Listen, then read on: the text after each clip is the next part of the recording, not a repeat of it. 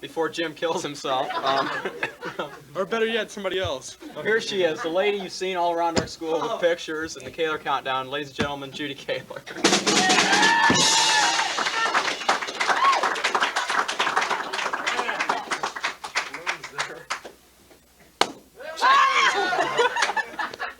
She comes in with a bang. No, yeah, where was security on that? Yeah, So what does it feel like to have this countdown calendar? I think we sent you a picture. Did you get that? Well, yes, I'm just delighted. I did not anticipate that I would be met with a pep band and have a regular greeting group here. I really appreciate this. Nothing but the best for this show. Oh, well, I'm very impressed. That's what we always say. Hey, if it's stats crew or anything, we have all this stuff. Well, you are a very professional group. I can't help but be impressed. You ought to see them at one of their practices. I'm so glad I brought my own two teenagers along. You brought your 2 kids I with thought you. it would be a good educational experience for them. Now I'm beginning to have my doubts. The balloons, I knew they wouldn't work right. Anyway, so how are things down in Springfield? I guess we'll start off that way, where Mrs. Hatfield said you were at.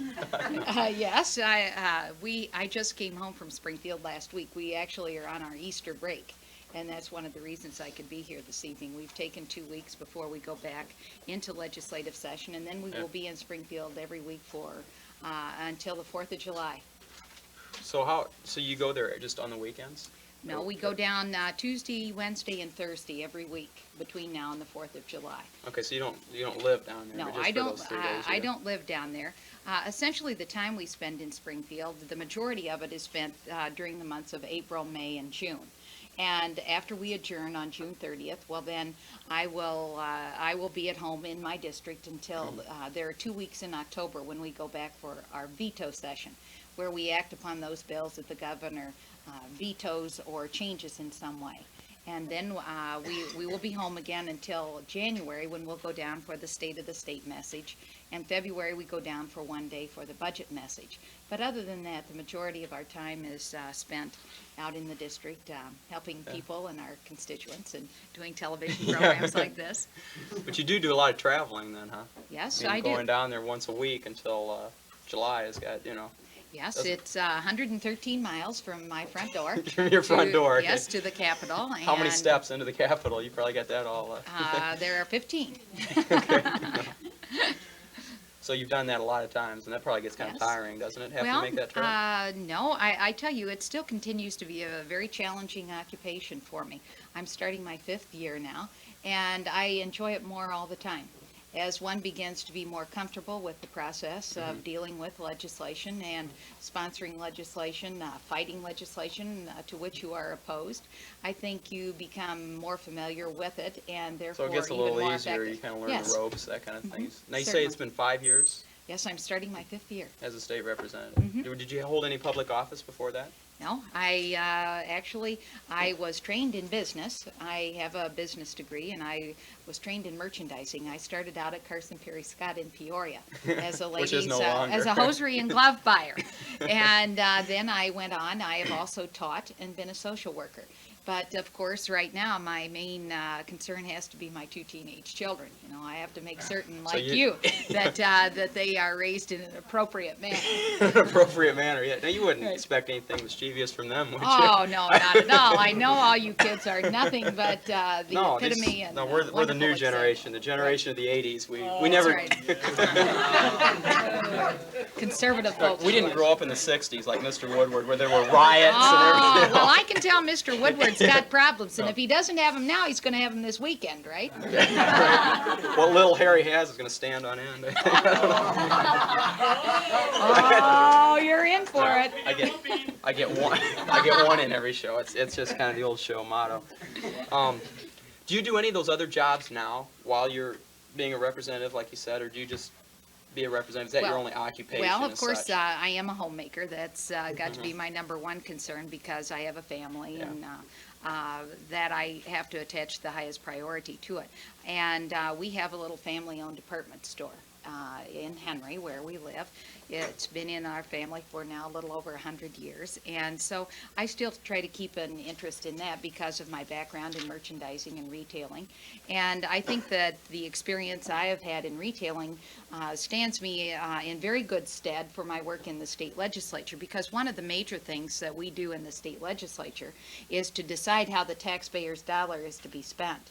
And I think the business principles that I have learned through my education and through my work. Yes, and I think that we would be better off if more individuals had that type of training, so that there was more awareness of the importance of using efficient practices even in government. What drove you 5 years ago to run for this office? Well, of course, I had just mainly been interested in volunteer and political campaigns before. So did you help with other people's yes, campaigns? I had helped with other people's campaigns, but I'd never run for a political office myself, not even in high school. I had not run for the president of my class. I was always the business manager or the treasurer of every organization because of my business background.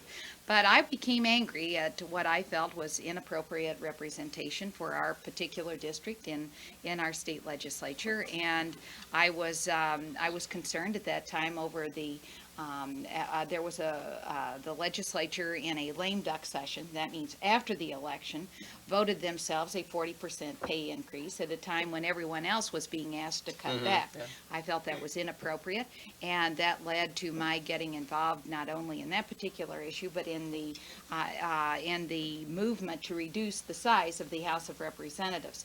We, at that time, I passed petitions and worked hard on the movement to reduce the size of the House of Representatives from 177 state representatives down to 118 representatives. And I was active in that movement, and that became a big part of my campaign. Of course, that was probably done to save money, right? Well, yes, it was done to save money, and they felt as if it would be a more accountable and more efficient state legislature. People were dismayed at the conduct that they saw coming out of the state legislature and the method by which they were using to pass certain pieces of legislation, and So felt that it was too time big for a to- change. That kind of thing. Yes, just- there was a great movement throughout the state for a change in our practices in state government, and I came about and got interested because of that movement. Okay. Now, how long have you? Do you want to? When's your next election? Well, I will be filing my petitions in November for re-election. The next election will be the March primary, March of 1986. Which will be a year from Yes, now. essentially a year from right now. How long's your term run? 2 My years? term runs 2 years. Okay, so are you going to run again? Yes, I'll be running again. Now, do you plan to keep running again? I mean, Oh, I sure. mean, you I sound love like you like what I doing do. it. I do. I love what I do, and I'm very hopeful that I will continue to be reelected and can represent the people of my district. And I have tried to vote in a way that is agreeable with the majority of my constituents, and hopefully I'll Do you continue. really try to do that? I mean, Of course. do Yes. you like send out? In fact, I think we've gotten things at our house. Yes, I send from out, you, like, questionnaires, yes, a things? newsletter that tells them what I've done in the last session, and then asking their opinions on certain issues that I believe are going to be important in the next So session. you really do tally all those up and look at. Yes, what I do, and people I say. try, when I go out and make speeches, I generally allow for a time for questions and answers, and that is one of the best ways to find out what is on people's minds. They have an opportunity to ask me a question, and but with the frequencies of the questions, well, then I can more or less determine what's important to them. Well, now, do you have any plans on going any farther in politics? Well, of You don't course, have any higher one is always flattered when one is asked that particular question, but I do enjoy very much what I do. There are those who have suggested that I might look at other races, and of course, one always does look at those possibilities, but at this time, I anticipate I'll be You're following happy right now, that's and next year you are going to run again for the same Yes. spot. But so you're leaving it open for the future, though. Oh, of course. Okay, let's talk about some of the issues. I'm sure you've read this. It was in the Journal-Star yesterday.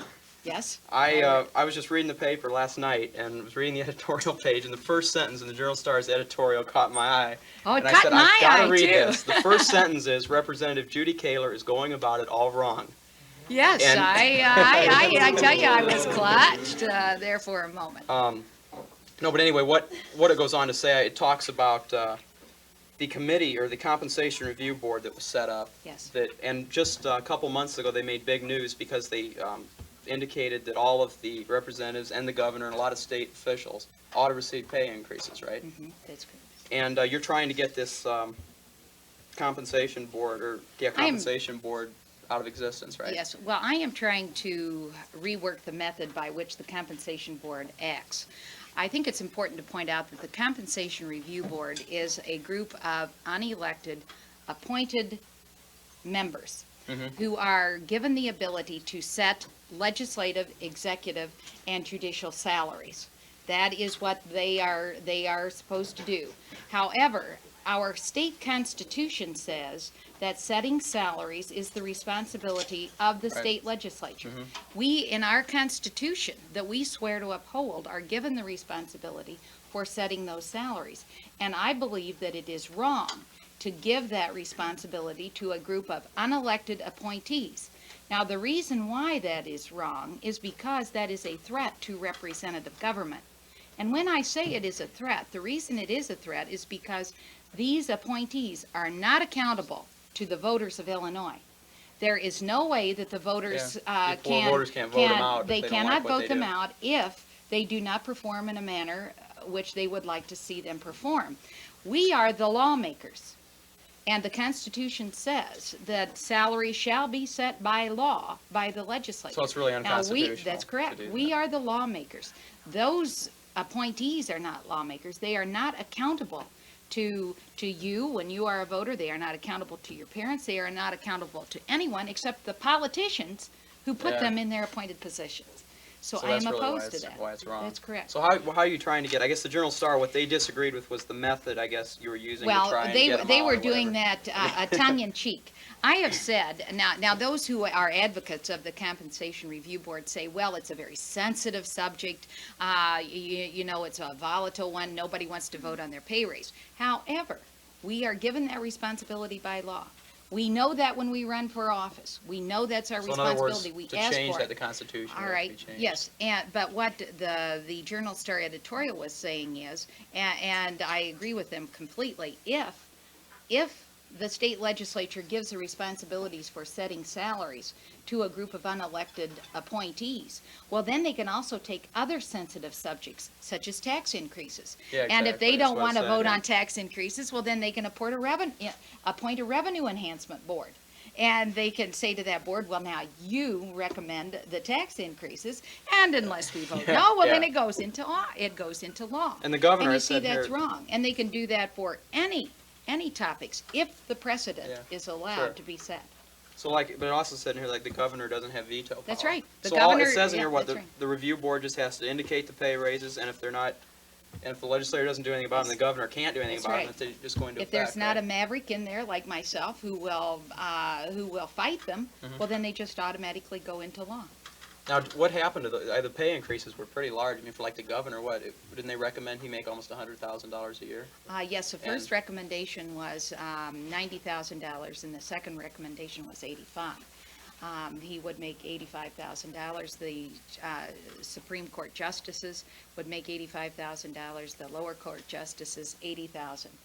And then it went on through all of the executive branch and the judicial branch and the legislative branch. And in total, it will mean upfront $8 million was the cost of it. But there are so many individuals who are tied to that in various ways that it potentially could of course cost over $10 million So do you think these yearly. people, do you think these people deserve the pay increases? Well, there are some that of course do, but I am You're not just saying that their quarreling money- with the amount as much as I am the method. Yeah, okay, I am see what you're opposing the method So you by think which if it was they done have gone. right, if it was done That is in a correct. different way? If they would have the courage to address the question the way that they should be addressing it, well, then I think that it could be considered in light of the fact that the need and the constraints of their job, and it should be addressed in an upfront and a forward manner. But when they go about doing an end run around the Constitution, well, then that makes citizens angry. And because they are angry, they begin to lose respect for the legislature. And then when they lose respect for the legislature, then they lose respect for the very laws that Sure, we yeah. enact. And so I think that that is contributing to the problem that we see where being a politician is not a highly respected position. Yeah, that certainly happens. Unfortunately. Now, you don't believe, though I don't think that the representatives do deserve pay increases. In fact, don't you get part of yours back, part of your salary back to the state treasury, right? Yes, I do. If you will recall, I had mentioned to you one of the reasons Yeah, I that's what you ran said you thought, 5 yeah. years ago was because I was dismayed at the manner in which that was done. That was done in a very surreptitious, underhanded manner also. And I opposed it. And after I was elected, I felt that I could not honestly oppose it so strenuously on the other hand, and then pocket it and with then the take other. the money. That's That's what a lot right. of them did, right? That's right. So I have given it back to the state every year since I've been elected. And one of the reasons why I continue to oppose dramatic increases in the legislative salary is because I believe that we are better off if we have what has traditionally been in Illinois, that is the citizen legislator. The citizen legislator who is much like myself. My primary obligation is at home, in our family business, in our family home, and I believe that by allowing people who are like farmers, small businessmen, even dentists or chiropractors serve in the state legislature, they have more practical knowledge of the laws that we are trying to enact that govern these particular occupations.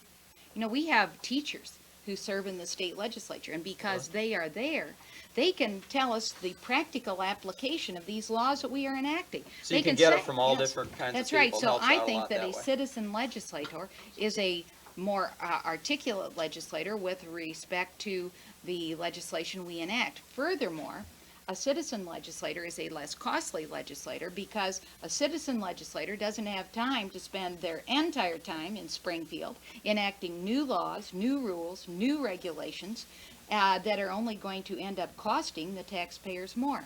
Last year, we had over 5,000 bills introduced into the state legislature during one session. Now, that's 5,000 ways to change your life.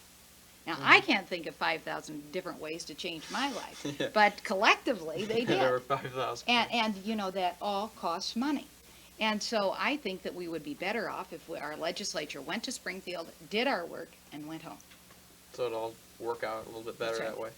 Now, what are some of the big things that are going to be coming up in Well, the of course, legislature? I can't appear here tonight on a school program without mentioning that education, of course, will now, be. hasn't the governor proposed?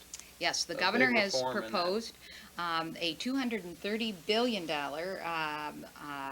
increase for what he is terming Teach Illinois. He has Build Illinois for the economy and Exactly. Teach Illinois for Make Illinois a great education. place to live, right? Right. A happy place, I believe is going to be the slogan. I heard about the new That's slogan, right. yeah. And the reforms that he is proposing as far as education are going to be in the area of student preparation. They're going to be in the area of teacher preparation and in education financing. Those will all be areas where we will be working. Now, do you support this Well, increase in the education budget? What happens is the governor makes his proposals. And then after he has made the proposals and the initiatives, well, then the legislature takes his proposals as well as all of the other proposals. There are also 4 other major committees that have put together proposals for education reforms. So what we will do between now and June 30th is look at all those proposals and decide which ones we will support and which ones will not go into law. And in general, some of the governor's proposals will end up on June 30th as passing. Some of them will not.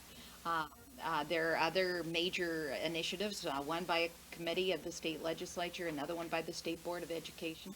All of those things will have to be addressed. Well, I think Mrs. Knapp's behind you on the on the education one. She Well, Mrs. Knapp sent me a very good study that you have put together here at Washington High School, and it has to do with the your Tough Love program and the efforts that you are making in the area of substance abuse. And I think that you are certainly to be congratulated, and Mrs. Knapp for her interest and all of the rest. We love it.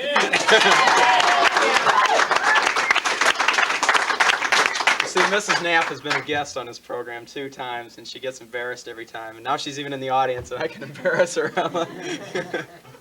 I can get her on all fronts now. She should be very complimented. In my office one day, I had a person from another school board, and they were looking at that, and they asked me if they couldn't borrow that to copy for their school. So they thought it was that good. So I think Maybe you got to write a book, Mrs. Knapp. Just call it Dean. Well, I can tell she's getting plenty of material. Oh. There's another book going on in the school. We won't talk about that. Anyway, one of the other things you mentioned besides education reform is the Build Illinois program, Yes. as far as economically goes. Mm-hmm. And what do you think about that? There, of course, it's been in the news over and over again. First, Chrysler was going to try and come here, and then, of course, now they're decided to go overseas. But like the GM Saturn plant, Illinois is trying to lure that. Well, I would make 2 points. You've brought up Build Illinois and you've Mhm. brought up the Saturn plant. Maybe I'll address the Saturn plant first, Okay. and then we will go on to the Build Illinois program. I am convinced that Illinois has at least a 50-50 chance to be in the final round of states that are going to be selected for the Saturn plant. I think that there are probably going to be 3 out of the 50 states that survive, and I think that one of them will be Illinois. All indications point to the fact that Illinois is going to be in that final cut. And if Illinois has a chance at that particular project, well, then I believe that Central Illinois has a major opportunity to have that somewhere within our area. I think that most of us will grant that even if it doesn't come to our community of Washington or where I live in Henry, that we will profit if it is Sure. within 50 It to means 100 what, miles from us. 6,000 jobs? 6,000 jobs. And for every one of those jobs that are created, they create another 2.5 service industry jobs. So we could be talking upwards to 20,000 jobs that are created simply by having the Saturn plant Yeah. locate somewhere in our So it would area. mean a lot to the whole state, no matter where it was absolutely. located. And I think that we are in the running, mainly because of our transportation network and our environmental, the ability to offer a place that can be environmentally correct. Nowadays, the environment is of such a major concern that that has to be a very significant consideration. Well, now, what's the tax deal, though? I've read a lot in the newspapers that the reason companies are leaving Illinois and all is because the corporate tax system in Illinois is the highest of any of the states around here. Is that really true? I mean, what's the deal there? The reasons why we are not having companies locate here like we would like to have them locate here, and our current industries expand like we would like to have them expand, it is not just tax, one tax. It is probably a whole mixture of taxes, regulations. It is not due to one cause, but I guess you could term it all of these things working together makes the cost of doing business in Illinois higher than in our surrounding states and our Sunbelt states. And because it costs more to make their product here, well, then their product is not as competitive as Indiana's product. We don't undersell them. Our price is higher than that. So if you are going to be asking people to come to Illinois, you have to have the ability to offer them a climate where they can do business at the same or less than the other states, Sure, because they're going to go where they can make the most profit. That is the bottom line. They're going to go where the cost of doing business is lower, so that they can get the most out of their particular investment. And what Illinois has got to do, we have to look at our whole mix of incentives and make certain that those things that we have are positive, are certainly relayed to those individuals who want to invest in Illinois, but those things that are not positive, like our tax climate and some of those things that are minuses on our scorecard, are improved so that we meet the competition. And that's what we've got to do in Illinois. It's just So is simply, that going to happen? well, I'm very hopeful. I see some signs. However, I think that we still have a long way to go. You've seen the comparisons in the studies. The Journal Star did one between the state of Illinois and the state Yeah, I of saw it. They Indiana, compared a whole and bunch we of came different up things. short. Yeah. And I mean, there's no other way of terming it. We came in second on that. And so if we are serious about improving the business climate in Illinois, we will look at those things that are so detrimental to those companies that we are asking to locate here. And very importantly, keeping those companies that are already here. We don't want them to leave either. Which has happened, right? Yes, In a we lot are of seeing instances. that. Yes, we are seeing that, and that is certainly a sad thing because those people are here. We must keep them here. I don't think we can hardly get you off of here without saying something about drunk driving. Because Ah. you were a big advocate to get some of those bills passed, Yes. Yes, You want to say a few words about that? Well, sure. One of the reasons why I am an advocate of getting the drunken driver off the road is because when I was your age, my Uncle Frank was killed by a drunken driver. And not only did that drunken driver kill my Uncle Frank, but a month after my Uncle Frank was killed, that same driver got drunk again and killed another individual. And that has stayed with me all of my Yeah. life. And so Well, now I something have should an have been done opportunity. after the first That's time. right. Yeah. And now I have an opportunity to do something about that. And so I have joined with many others who also feel that it is time for society to no longer tolerate the lovable drunk. That guy is no longer being tolerated in our society. It's no longer funny when you Yeah. see the guy weaving Behind down the the road. wheel. It's a That's little right. different story, People yeah. aren't ready. They aren't willing to take that anymore, and they want to get them off the road. And I have done my best to support those laws and to help initiate those things that are going to get that drunken driver off the road. In fact, one of the things wasn't trying to get the national drinking age raised to 21. Wasn't That that is one? correct. In fact, didn't you talk to President about that? Yes, I One did. time I think I remember. Yes, I seeing was. that. You were at luncheon with him or That's something? right. Fortunately, I was invited out to the White House to It's a fun, luncheon. isn't it? Oh, it is. And you see, last year was the year to be a lady in politics. You know, with the gender gap, they were doing all they could to Yeah. help the ladies out. So all the lady legislators from the Midwest were invited to the White House.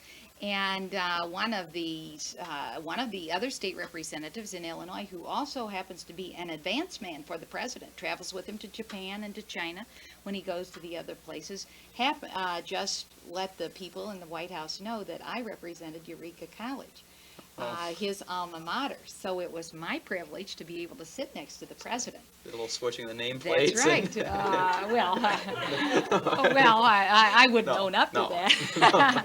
But anyway, I have long been an advocate of raising the national drinking age to 21 because we have had trouble with our border states. For example, Wisconsin had an 18-year-old drinking age. We in Illinois have a 21-year-old drinking age. Our teenagers were Yeah, they just crossing went into across the state, Wisconsin sure. and coming back and killing themselves on our highways, causing massive bloody borders.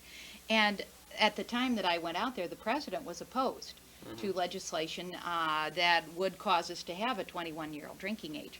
So I spoke to him, and he was still opposed at that time. But I continued. I wrote him a letter, and I spoke with like Elizabeth Dole, who is the National Transportation Secretary, and I passed a resolution through the Illinois State Legislature calling upon the president and the Congress to enact legislation that would result in a 21-year-old drinking age. And because of my efforts, I was invited to go out when the president signed the bill in the Rose Garden in the White House in July of So this past year. You got to see that. Oh, was that fun? It was. Was that It was neat? real getting to- nice. Getting to meet him? Yes. But one interesting thing about the 21-year-old drinking age is the fact, and this gives you a little bit of a lesson in lawmaking and in our Constitution. We do not have a law that says that nationwide we shall have a 21-year-old drinking age. Right, it's not a law, it's our federal Congress, an incentive, our right? federal Constitution will not allow the national Congress to inflict that type of law on our states. That is left entirely up to the states. So what they do is they pass a form of extortion they say, unless you Yeah. raise It's your like the drinking speed age limit, to right? 21, we will 'Cause of- withhold your federal highway funds. That It's is the same thing correct. as the speed limit, right? They That's don't have to, speed limit's not really a national law, but Yes, what the they states do. don't observe it, they don't get any money. That's right, that's right. They don't get any highway money. Yeah, that kind of makes them want to Yes. observe the speed limit, doesn't it? Yes, it does. Well, I'd love to sit here and talk to you for a long time. I think we're going to have fainting people up here with the 75-degree temperature way outside. It's gotten pretty hot in here, and we're going to be losing some band members over here pretty soon. They'll be melting into their horns. Anyway, it's happened before. No, we really want to thank you for coming here all the way from Henry. I know It's my it's pleasure. what, about a 45-minute drive, and Yes. take out the, but you brought the family, so Right. it kind of makes it all worthwhile. Of course, I want to thank you for watching this week, and we're not going to be here next week because next week's spring break. So I think we're going TPing with Mrs. Knapp or something. I don't know. Yeah, after she, no. So my guess would be that next week will be a repeat. So no, but I'm sure it'll be some good show we'll run. So thanks for watching tonight, and we'll be back with a brand new show 2 weeks from tonight. Good night, everyone.